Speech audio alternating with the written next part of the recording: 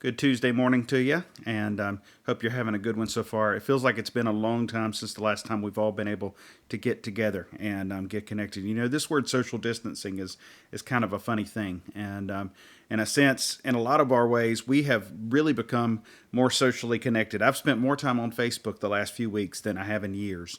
I had kind of almost given up on Facebook, was about to just disconnect the account altogether, and I've been on it like crazy.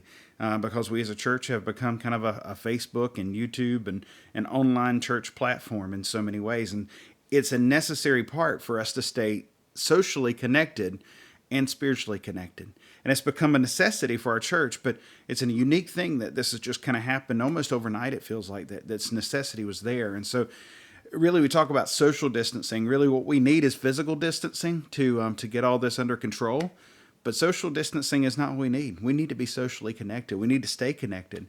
You look at the church in Acts, and a few weeks ago, I even almost did a grow group time with this, and I thought, I just can't quite get around it, because how do you talk about a church in Acts? And you look at how they'd go to the temple in the morning, they'd see each other in the marketplace, they'd eat dinner together at night, they were sharing everything they had in common. People were going, no needs were there, because people were able to connect with each other and share as they had need.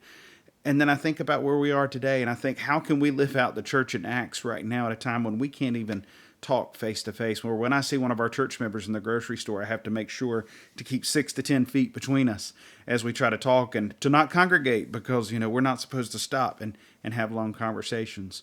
Well, it's good explanations, good illustration of what this could look like might actually come from the letters of Paul and others from the New Testament too.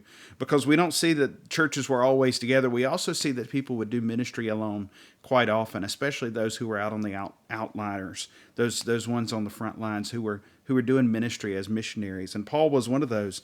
And he says in Philippians chapter 1, verse 3, he says, I thank my God in all my remembrance of you, always in every prayer of mine for you all, making my prayer with joy, because of your partnership in the gospel from the first day until now.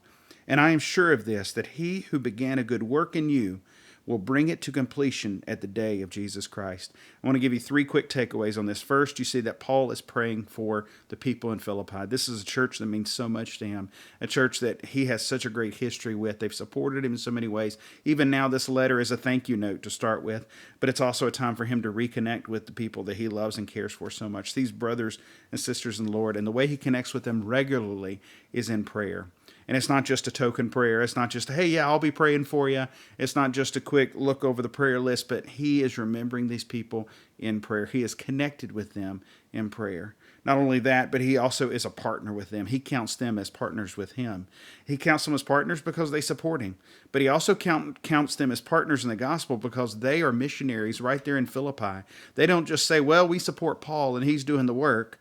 No, they're missionaries right there in Philippi. The ones who he led to the Lord have continued the work that began there. And notice Paul doesn't talk about the work that he began. He talks about the work that God began. Because he goes on, he says, I am confident, I'm sure of this, that he who began a good work in you will bring it to completion at the day of Jesus Christ. Paul talks about a purpose and a perfection that he expects for the church in Philippi. He sees that they are going to come to this place where they are going to come to complete perfection. And he does point to a future day, the day of Jesus Christ. But he also knows that God's at work in their lives, and he has a purpose and a plan for them to grow them into more the likeness of Jesus Christ each and every day.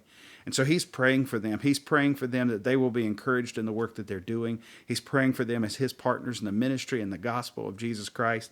And he's praying for them that they will see this work completed in their own lives. And you'll see in the rest of Philippians that he prays for holiness. He prays for a changed life. And he prays for them living out that purpose and plan that Jesus Christ has called them to. And so that's the same for us today. We're connected in our prayers. We're connected in the gospel. And we're connected in the purpose and plan that Jesus Christ has within us, that he is going to perfect us to be the ones he's called us to be and to live life on mission the way he's called us to do it. We may be far apart right now, but we're connected in so many ways. We're not just connected through Facebook and Twitter and all of our different mobile platforms. We're connected through Jesus Christ and the work that he's called us to do. And we'll be praying for you today, and I ask you to pray for me as well. Pray for me and the other pastors and everyone else within our church who's seeking to serve the Lord during this time. It's interesting, but the Lord is still in control. Have a great day.